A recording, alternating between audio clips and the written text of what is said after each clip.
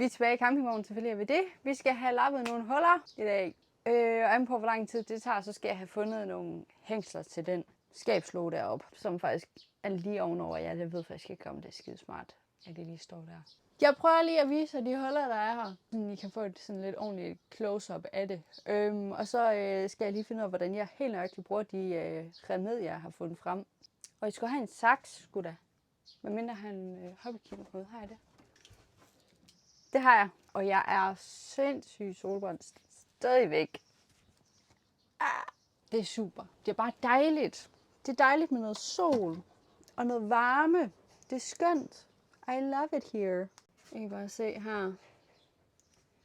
Det ser sådan lidt alvorligt ud, det der. Far han mente, at det var nok bare at tage noget glasvæv og klistre på. Det andet hul er hernede. Altså. Ja. Men igen, far han sagde, at glasvæv, det burde være nok. Det er det, vi prøver. Og så håber vi bare på det bedste. Han sagde, det ligger oppe i dit rum. Det her. Sådan noget vådrumsspatel. Men det føles som om det størknede heri. Og det her så maling. Det købte jeg forrige år, må det være, da jeg malte den. Og så kunne jeg se, at der var en spand mere med sådan noget vådrumsklæb. Den er jo åben. Ej, hold da, wow. Jeg håber ikke, den anden ser lige sådan ud.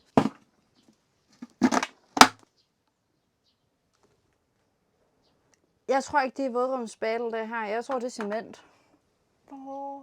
Helvede. Fanden. Det er en helligdag. Der skulle da ikke nogen have åbent nu. Prøv lige at ringe til min far. Det kan være, at han noget, jeg ikke ved. Hej, jeg kører uden mikrofon, fordi jeg har lige været over huset og snakket med fatter. Mor kunne så informere mig om, at der var noget mere af det der klæb lige over i laden. Så jeg er på vej på laden nu. We are in the lade. Er det det der? Nej, det er ikke det der. Det er primer. Tapelim. Og det virker flydende. Luksus. Far han stjæler altid mine pensler, så nu stjæler jeg vel til hans. Nu burde vi være godt kørende, synes jeg. Umiddelbart, det håber jeg. Okay, vi er tilbage i campingvognen.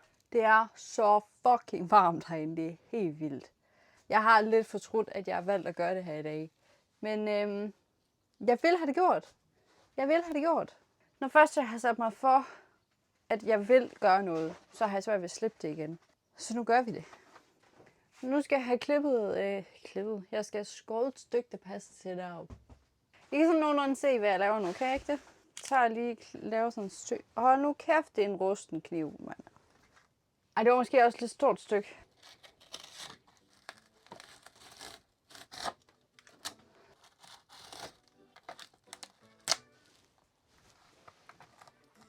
Det er sådan cirka godt nok, tror jeg. Jeg skal have meget fight igen efter det her. Skal det se sådan ud? Det ser meget mærkeligt ud. Det er sådan helt klumpet, grynet. Det minder lidt om hytteost. Prøv lige at røre rundt i det. Skal det se sådan her ud? Jeg prøver lige at ringe til far igen. Jeg er lige far over at kigge på det. Han siger, at han synes, det ser underligt ud. Hvad fanden er det for en lyd? Nå, det er så Thor Amalie, der lige kommer hjem. Han er så kommet med... Nu kan jeg ikke huske, hvad det hedder. Tapet, tror jeg. Han siger, at der er en nyere spand af det her tapetlim, så det vil han simpelthen kunne finde. Der er altid noget nyt, der dukker op. Og det er hver gang, jeg kan ikke bare starte et projekt og bare gøre det. Der skal være 30.000 ting, der går galt. Der er en spand her nu. Så skal jeg lige have nogle handsker også. Jeg laver nogle strimler. Tak. Strimler? Sådan en tapet, for det bliver rigtig godt, så skal det ligesom ligge og være godt, hvor I suger det godt. Ja. Hvis du laver nogle strimler, så er du klar til at sætte det på. Nå, på den måde. Det prøver jeg. Tak for hjælp. Okay. Det her det bliver noget værd gris, kan jeg godt fornemme på det hele. Jeg plejer gerne at have nogle skraldeposer herude. Jeg har også fodservietter, hvis nu det går helt galt. Okay, han sagde også, at skulle lave sådan nogle strimler og sådan virkelig væde dem godt i det her tapetlim. og bare have dem klar. Så det tænker jeg, at det jeg sådan prøver at gå med. Og så håber vi på det bedste. Fordi at jeg er rimelig sikker på, at vi har 7 uger tilbage inden vorbasse. Så jeg skal nå alting inden for 7 uger. Jeg er ret sikker på, at 7 uger. Det kan jeg lige finde ud af lige om lidt. Og så får jeg en hjernesmælding, fordi så finder jeg ud af, at det kun er 5 uger. Sådan plejer det at være i hvert fald. Skål på det. Godt. Vi har det her tapet her. Ja. En lang her.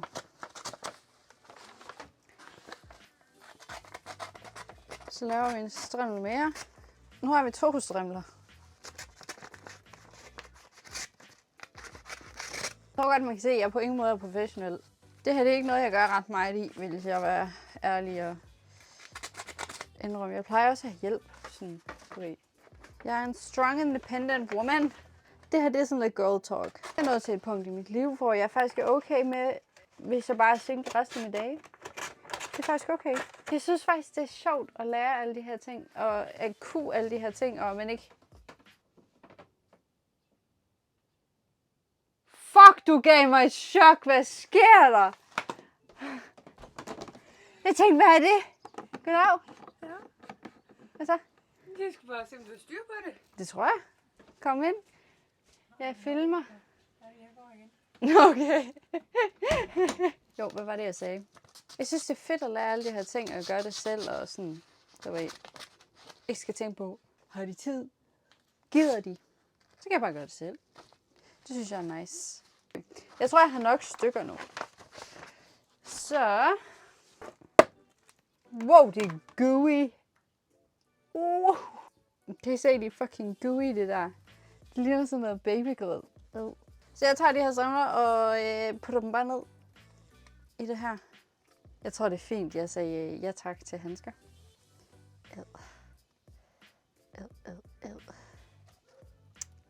Nå, han sagde, at jeg skulle bare sådan lade det, du ved, suge det til sig. Shit. Oh! Det er godt, jeg har lagt det der plastik ud, fordi det splatter der godt nok noget ud af det hele. Vi kan lægge det op på lidt låg der. Det lugter lidt tungt faktisk, på en eller anden underlig måde. Jeg ved ikke, hvordan jeg har det med det her.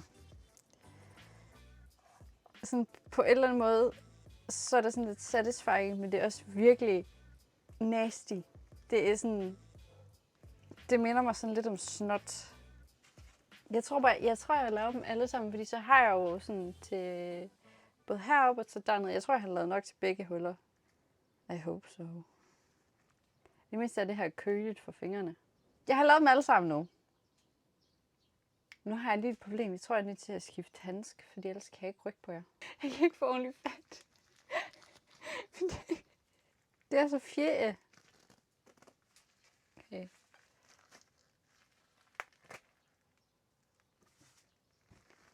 Det er godt, jeg har lagt plastik på.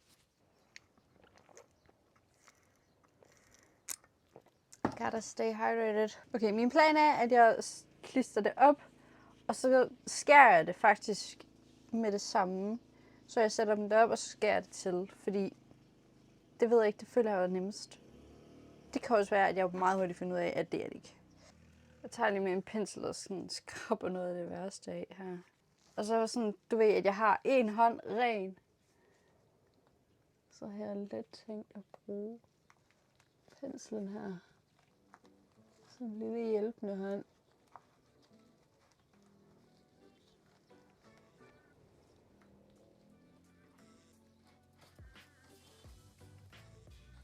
Oh shit. Okay, det virkede ikke helt, som jeg havde tænkt. Okay, wow, det løsnede sig bare. Det var for fanden ikke meningen. Jeg joggede lige det der. Føj. Det blev bare med at slippe. Hjælper der at følge mere på?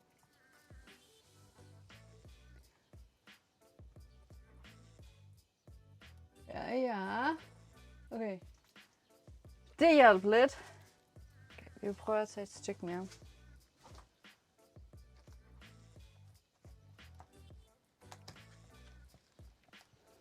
Ja. Det var lidt nemmere at skære den der.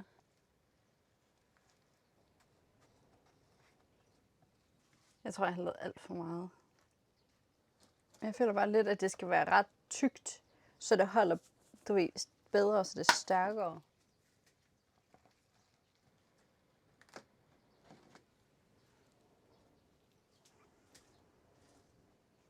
Det er sikkert meget godt, det der.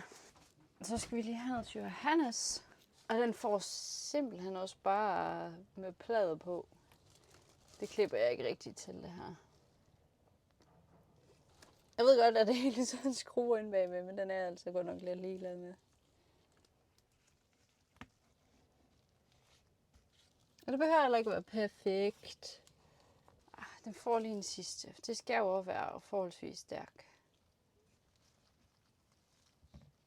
Det får også lidt hernede, for det her det sidder også lidt løst, kan jeg mærke. Så det er sådan lidt en forebyggende, den her. Det kan godt være, at det her det bliver sent, når det er malet, fordi det er lidt ujævnt. Men det kan jeg altså godt leve med.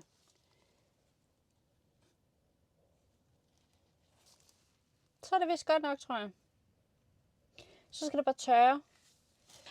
Jeg kom lige i tanke om, der er faktisk et sted, hvor at vi kan komme til at bruge resten. Det gik lige op for mig. Der er faktisk et hul over min afdeling, hvor der kom noget svamp ud. Sådan reelle svampe. Her, der har det åbnet op. Der kunne man jo godt lige sætte dem på for at lukke det af.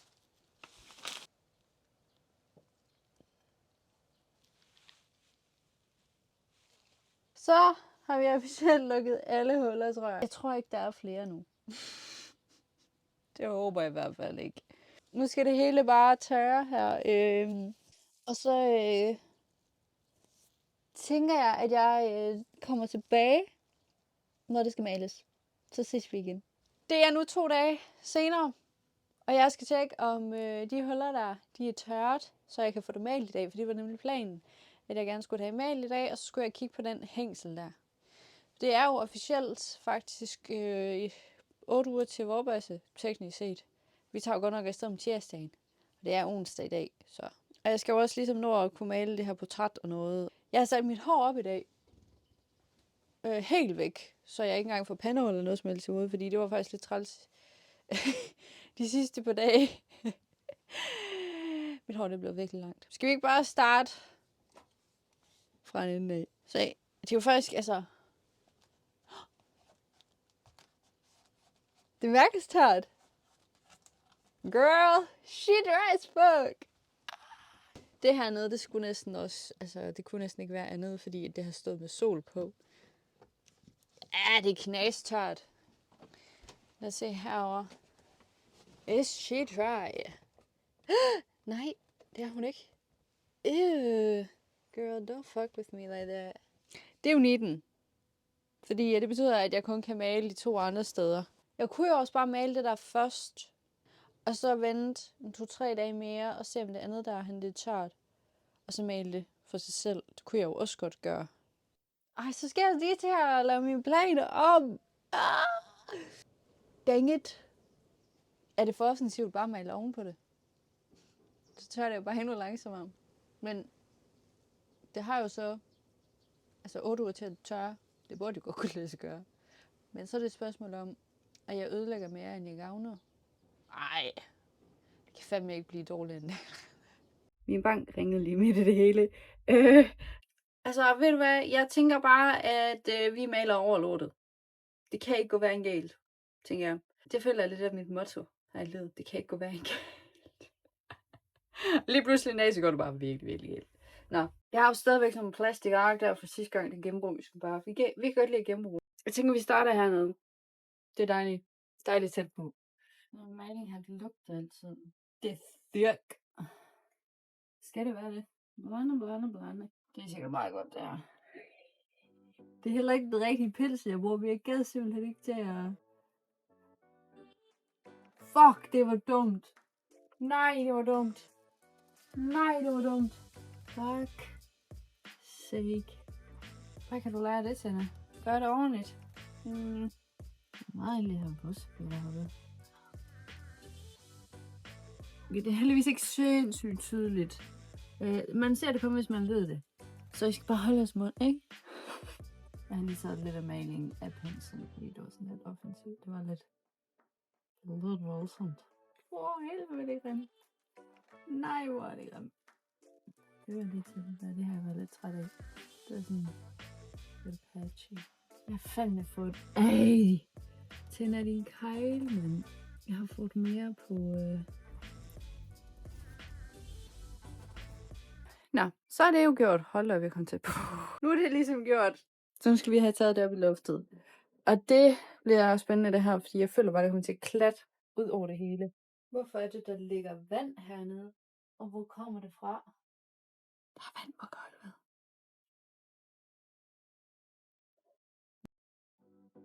Så kan jeg også lige...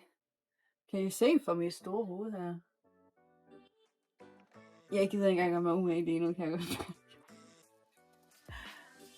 It looks horrible. Det ser allerede meget bedre ud. Girl. She's looking brand new.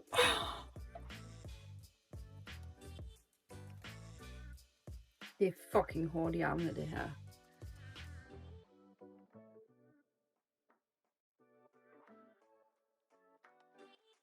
Jeg overvejer bare sådan at pløje på den der. Fordi det ville være så meget pænere, hvis den var sådan ren hvid, ligesom resten.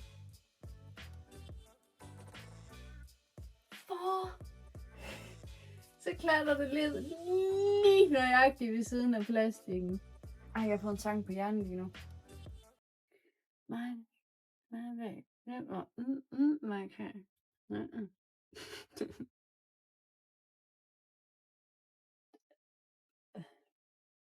Der ligger et eller andet deroppe. Det ligner lidt en meget, meget lille slange. Eller en meget tynd dræbersnegl.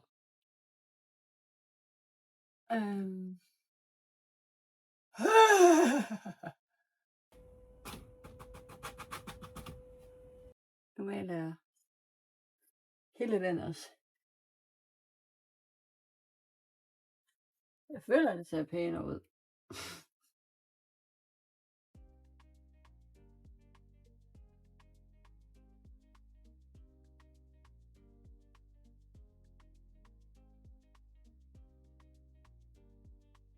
Hjalp det lidt, synes jeg.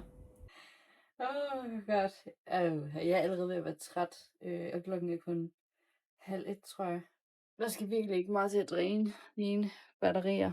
Det er forfærdeligt lige ved siden. Det er godt nok, altså det er sådan, det er lidt fugtigt, men det er ikke våd.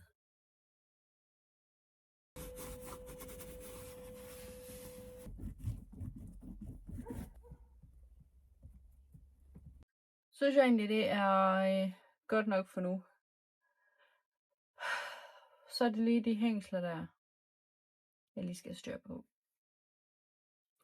Men det har jeg 8 uger til.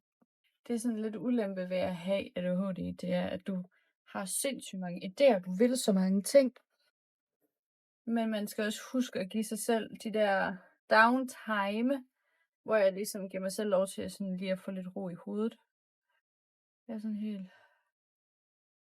Og jeg har kun været i gang i lige knap en time, tror jeg. 40 minutter-agtigt. Måske lidt mere. Måske en time. Hej guys, det er simpelthen Fremtidstænder, som kommer for at sige tak, fordi I så med i den her video, fordi at Fortidstænder, hun var så enormt træt, hun glemte at lave en afslutningsvideo, og gik op og tog en lur. Jeg er ret sikker på, faktisk, hvis jeg husker rigtigt. Hun var meget træt. Det kan smutte. Men jeg vil bare sige tusind tak, fordi at I så med i den her video, og jeg håber, at I nød den. Og hvis I kunne tænke jer at se mere af den her slags content, så smid en kommentar og subscribe og et lille like, så jeg ved, at I gider at blive hængende. Det kunne være hyggeligt. Så er det vist ikke andet tilbage end at sige, vi ses i næste video.